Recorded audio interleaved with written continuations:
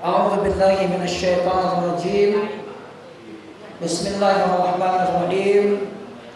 Assalamualaikum warahmatullahi wabarakatuh.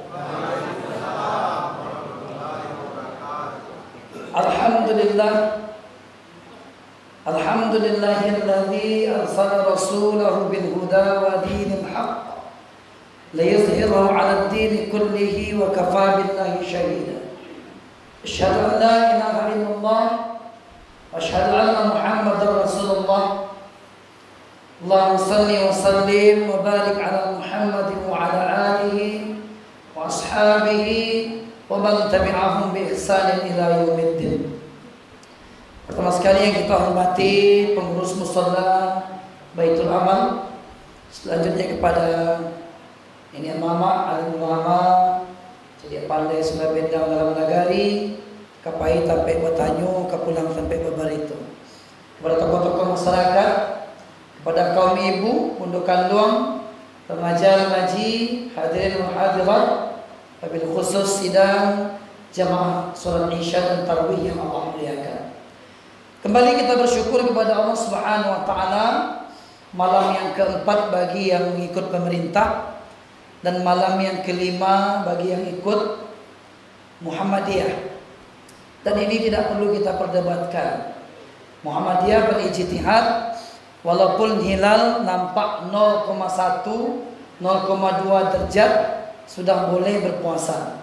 Sementara pemerintah menetapkan boleh berpuasa kalau hilal sudah nampak 2 derajat. Mana yang benar? Kedua-duanya benar. Yang tidak benar, perang status di Facebook. Ada tuh perang status di Facebook. Ori saya sudah 5 hari berpuasa.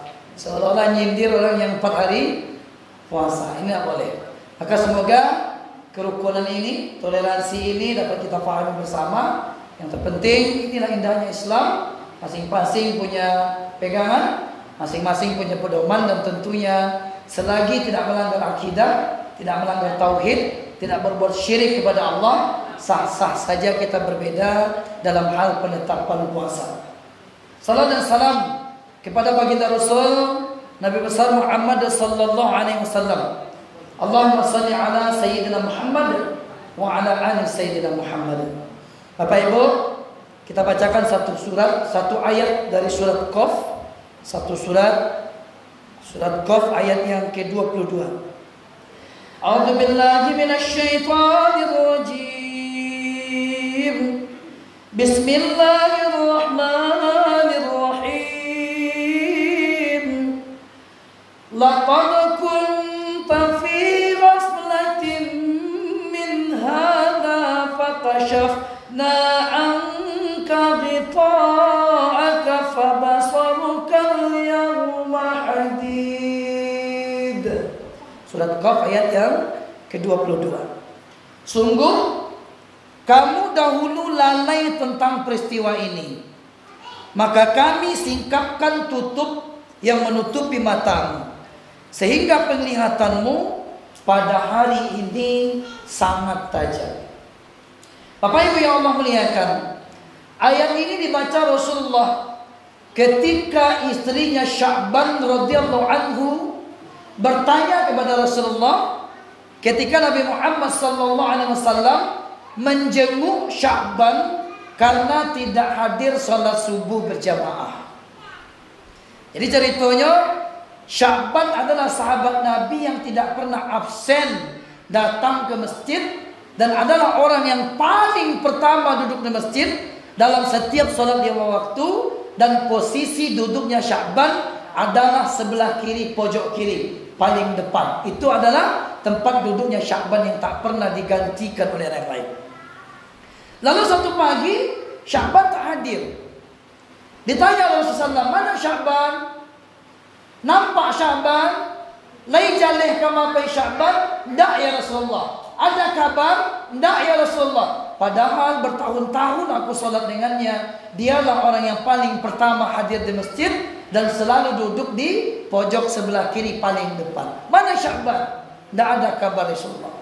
Sehingga pada hari itu sholat subuh ditunda 15 menit untuk menunggu kedatangan Sya'ban radhiyallahu anhu. Ditunggu-tunggu dah datang. Akhirnya Rasulullah melanjutkan salat subuh. Selesai salat subuh, Nabi berinisiatif untuk menjenguk melihat Sya'ban. Sakit pula, bako nak ada kabar. Bapak Ibu yang Allah muliakan, berjalanlah Rasulullah.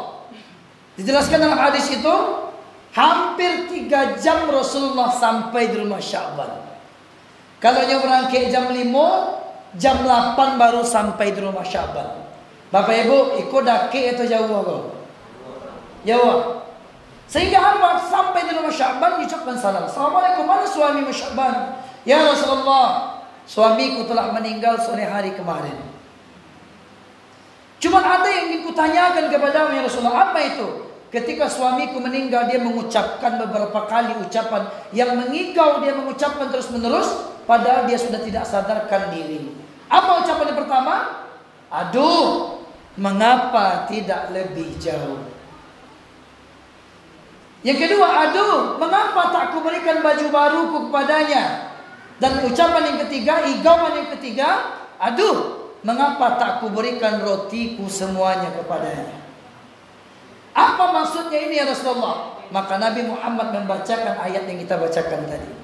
Laqad kunta fi ghaflatin min hadza fakashafna anka ghita'aka fabasarukal yawma hadid. Sungguh kamu dahulu lalai tentang peristiwa ini, maka kami singkapkan tutup yang menutupi matamu, sehingga penglihatanmu pada hari ini sangat tajam. Ternyata yang diigaukan Sya'ban, ucapan yang berulang-ulang yang dia ucapkan, Allah Subhanahu wa ta'ala memperlihatkan kepadanya begitu besarnya pahala yang dipakai berjalan kaki menuju masjid, walaupun jaraknya berapa jam Bapak Ibu? 3 jam. Nah, kita ada tak rumah gitu yang 3 jam di situ saja? Ada? Begitu besarnya pahala, maka Sya'ban berucap, ya aduh, mengapa tidak lebih jauh? Kalau masuk itunya, kok jaleh kok pahalanya, aku minta kepada Allah agar rumahku lebih jauh dengan masjid. Dek gadang pahala. Semua Allah. Bapak Ibu, boleh bertanya? Takkan ada waktu kita SD dulu atau SR dulu, ketika di jam pelajaran terakhir kita belajar pelajaran yang paling rumit dan yang paling tak kita suka. Kita contohkanlah matematik. Ya Pak, tiba-tiba datang pengumuman dari kantor, wahai anak-anakku, guru matematik tidak datang, boleh Baraswati Bapak Ibu. Hah? Gembira? Oke. Yang kedua, kinilah boleh mudik. Nah, dengan syarat lah 2 kali vaksin atau vaksin booster sekali. Baraswati pulang mudik, senang. Artinya setiap yang namanya pulang tentu senang.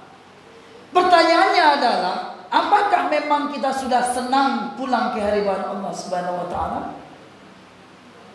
Apa itu? Tadi sore pergi ke kantor, jam 5 lah tiok sebentar cilek jam. Lah jam 5 lah, jam 5. Senang hati pulang ke rumah. Dan seyogianya semua kalimat pulang itu menyenangkan. Cuma kini lah siap tak kita pulang kepada Allah? Cuba jawab Pak. Lah siap Pak? Berarti lu senang Pak pulang saja. Ketika belum senang pulang kepada Allah, berarti ruh kita belum siap. Alun cukui dan tadi bawa pulang. Padahal setiap yang namanya pulang pasti senang. Maka ayat tadi Sya'ban bercerita, mengigau, bako nak lebih jauh rumahmu dengan masjid. Kok jaleh mereka pahalanya, aku minta kepadamu ya Allah agar aku lebih banyak melangkahkan kaki, rumahku 4 jam, 5 jam, 6 jam baru sampai ke masjid. Atau sama dengan contoh yang seperti ini. Diundang bapak-bapak, wahai bapak-bapak yang ada di komplek, datanglah salat subuh berjamaah ke masjid. Tidak je tiba-tiba dah besok rubah pengumuman. Bapak-bapak ayo salat ke masjid. Di bawah sajadah bapak-bapak sudah ada uang 100.000 setiap sajadahnya. Bagi kira. Sedang sujud Pak, dicuki-cuki aja sajadah Pak. Dia diikuti sih Pak. Setelah salat subuh selesai, uang yang 100.000 tersebut silakan Bapak ambil gratis. Kalau seandainya itu ada, dan pengurus masjid memang kalau 20 orang satu staf, 20 lah tampil pitinya, mau tanya Bapak Ibu, ada ndak orang tiba setelah subuh berjamaah ke masjid? Begitu gambaran ayat ini. Kiranya Allah Subhanahu wa taala, ini berkira-kira, berandai-andai, walaupun dalam Al-Qur'an tak boleh berandai-andai, tapi bolehlah kita cuba. Seandainya Allah memperlihatkan kepada kita 5 detik wujud neraka secara langsung, kira-kira Pak, nampak 5 detik kan kita neraka tu, tak akan ada orang yang sanggup maksiat kepada Allah. Atau sebaliknya, Allah nampakkan kepada kita 5 detik surga. Apa-apa dinampaknya di Allah 5 detik, 72 bidadari nampak 5 detik, maka manusia akan berlomba-lomba berbuat kebaikan kepada Allah. Maka benar, kenapa tak dinampakkan? Wajar kalau dinampakkan, tak ujian iman namanya. Maka diuji manusia di dunia, walaupun tak nampak tapi dia yakin pasti ada surga, pasti ada neraka. Dan cerita kita tadi, setiap pulang tuh pasti sana. Tapi mengapa ketika kita bertanya, siapkah Bapak Ibu pulang kepada Allah? Ibu-ibu? Siap? Hah? Tapi pulangku senang, Bu. Ternyata orang yang senang pulang seperti Sya'ban, dia berharap rumahnya lebih jauh dengan masjid. Atau sebagaimana orang-orang di Palestina, ya Bu, meninggal dalam keadaan tersenyum. Kalau kita cari di Facebook, ada orang yang mati sujud, ada orang yang meninggal, ada syekh di Turki meninggal dalam keadaan bacaan Quran. Ditanya oleh sahabat kepada Rasulullah, ya Rasulullah, sakit mati itu? Sakit. Bah bentuknya sakit itu mati Rasulullah? Seperti kalian dikuliti hidup-hidup. Tapi mengapa ada orang yang tersenyum mati ya Rasulullah?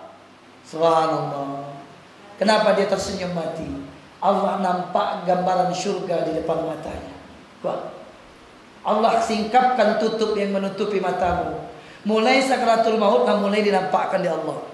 Maka ketika ada orang mati tersenyum, Allah sudah memperlihatkan di depan matanya ada surga. Begitu indahnya surga di depan matanya, sehingga tak terasa sakitnya mati. Pak Ibu, ada enggak orang mati itu belalak matanya? Ada. Kamu pernah ke Bukit Tinggi meruqyah seseorang yang 2 bulan sakaratul maut, enggak mati-mati.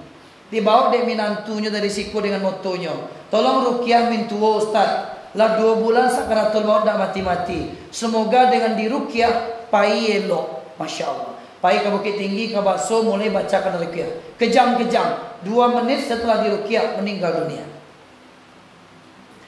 Ada orang bercerita dibacakan syahadat tak mati, dibacakan yasin tak mati. Ditanya dia, Ustaz tu apa kebiasaannya? Tukang madu ayam Ustaz.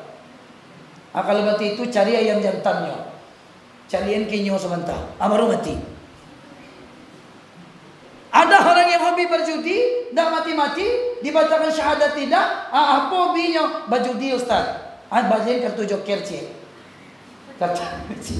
Cariin ke mukunya. Oh kini nak pakai joker, Ustaz lah pakai chief. Kan?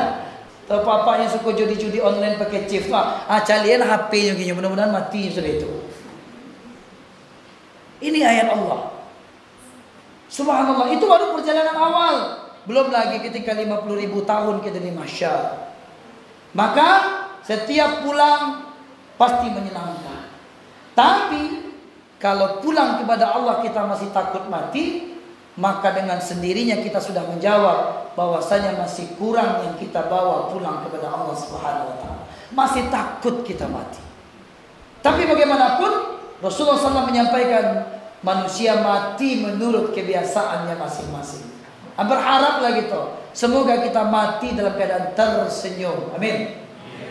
Kecil awak senyum dek memang cilik serugo. Kira itu tukang selingkuh senyum-senyum saja gitu ya. Maka hati-hati, jangan mati terbelalak. Jangan mati sebagaimana Rasul sampaikan, sekiranya air laut diminumkan kepadanya, sesamudra yang begitu luas, 2/3 lautan diminumkan kepadanya, maka tidak akan bisa mengobati rasa hausnya ketika itu mati. Insyaallah. Maka siap-siap Bapak Ibu. Kalau tidak ingin dinampakkan yang buruk-buruk, berbuat baiklah. Tapi kalau ingin mati tersenyum, nampakkanlah ibadah.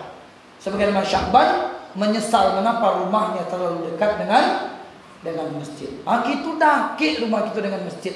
Kenapa tak mau kita? Yang paling bedonya kau gini kau rami kau. Makin kau jom baru makin nabi. Mayang rami nih, toko di Sabang Ampik.